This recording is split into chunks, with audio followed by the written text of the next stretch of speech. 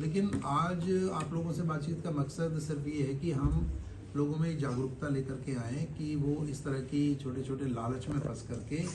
और easy money को प्राप्त करने के लिए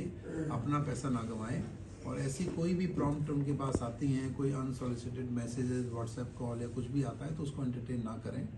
और उनको ना किसी को अपनी कोई जानकारी साझा करें। और हमने यहाँ पर आप लोगों के सामने कुछ डेमो भी हमने रखा था जिसमें कि वो किस तरह से आप अपना मोबाइल फ़ोन को चेक कर सकते हैं कि क्या आपके नाम से कितने मोबाइल फ़ोन रजिस्टर्ड हैं या यूज़ हो रहे हैं।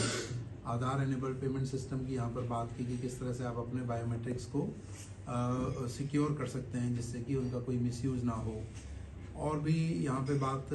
कई तरह से आप लोगों के सामने हमने रखी, जो कि आप लोगों को ये रिक्वेस्ट किया है कि मीडिया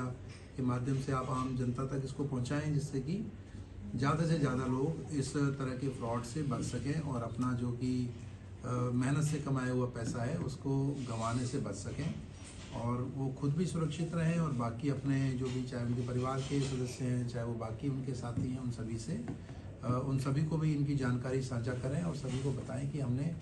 ऑनलाइन बहुत सारी पेमेंट्स और सारे एक्टिविटीज़ हमारी आजकल हो रही हैं, तो उसमें हमें सुरक्षित सेफ कैसे रहना है,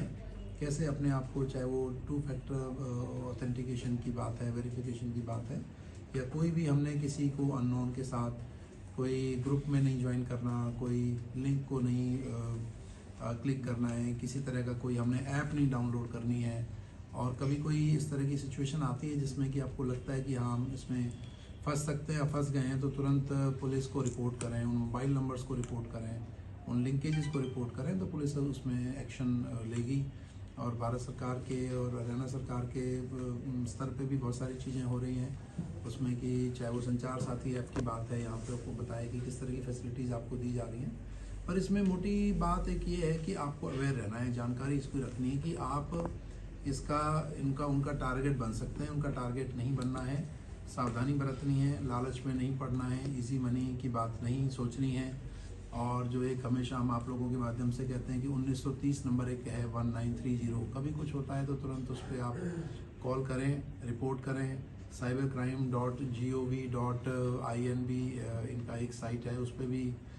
इनकी कंप्लेंट्स की रिपोर्टिंग होती है। तो ये तमाम तरह की बातें आप लोगों के साथ साझा आज की हैं और मुझे लगता है कि इसका ज़रूर आम जनता की बात जाएगी तो वो ज़्यादा से ज़्यादा लोग अवेयर होंगे और अपना साइबर फ्रॉडेस्टर्स के चंगुल में आने से वो बचेंगे और अपना जो हार्ड एंड मनी है उसको बचा पाएंगे। सर, आपने कहा कि लालच की जो बात है वो ज़्यादा आती है, लालच बुरी बला है, पहले से भी एक कहावत है, तो लोग लालच ना करें, इसको लेकर आप क्या अपील लोगों से करें? देखिए, इसमें तो अपील यही है कि लालच ना करें। इसको आप 1 बार 2 बार 3 बार बोल सकते हैं कि लालच नहीं करना है, इजी मनी पे नहीं जाना है। जब भी कोई ऐसा ऑफर आए तो ये सोचना है कि मैंने तो ऐसी कोई पॉलिसी जब कराई ही नहीं या मैंने कुछ ऐसा किया ही नहीं, मैंने कोई पार्सल ऑर्डर किया ही नहीं, तो मेरे पास ऐसे कैसे आएगा। तो वो उसमें नहीं फंसना है, उसी लालच में। और कोई भी किसी भी परिस्थिति में कोई पेमेंट ट्रांसफ़र नहीं करनी है, ना अपनी इस तरह की कोई लॉगिन आईडी डिटेल शेयर करनी है, अकाउंट्स की डिटेल शेयर नहीं करनी है। तो ये चीज़ों का ध्यान रखना है और हमेशा दिमाग में यही सोचना है कि भाई ऐसा इजी मनी नहीं आता है, there are no free lunches as they say. तो उस पर कभी कोई बात है तो हमेशा उसको क्रॉस चेक करें, क्रॉस वेरीफाई करें और बिल्कुल सोच समझ कर समझदारी से ही वो चीज़ें करें जिससे कि फाइनेंशियल फ्रॉड से बचा जा सके। Thank you sir. Thank you.